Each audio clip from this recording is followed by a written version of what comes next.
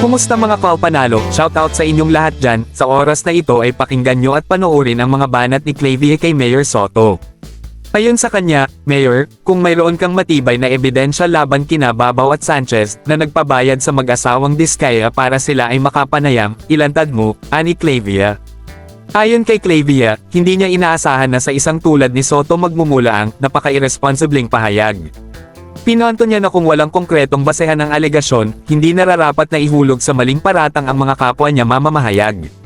Huwag kang magtago sa mga paaring parinig o haka-haka dahil sa industriya namin mahalaga ang terminong verification ng facts sa pagbabalita, dagdag pa niya.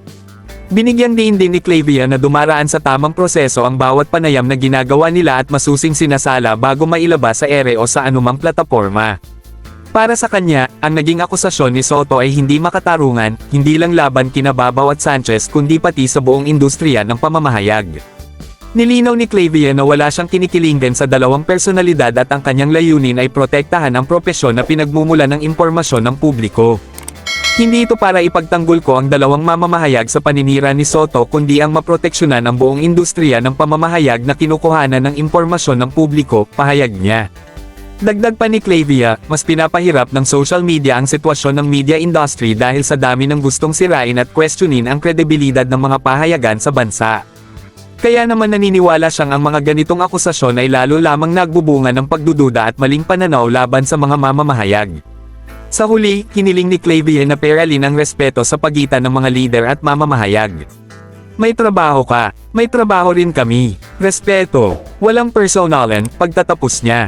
Si Arnold Clavia ay isa sa mga kilalang radio at television newscaster at TV host sa bansa, may dekadang karanasan bilang mamamahayag.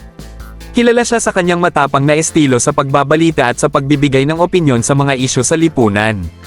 Dahil dito, hindi nakapagtataka na magsalita siya sa gitna ng isyu na kinasasangkutan ng kanyang mga kasamahan sa industriya upang ipagtanggol ang kredibilidad ng media laban sa mga akusasyong walang sapat na ebidensya. Sa huli ay, huwag mo namang kalimutang mag-subscribe sa channel na ito. Sa muli maraming salamat Kalpanalo, ang pag-subscribe mo ay malaking tulong sa mga tulad naming maliliit na content creator. Once again thanks for watching.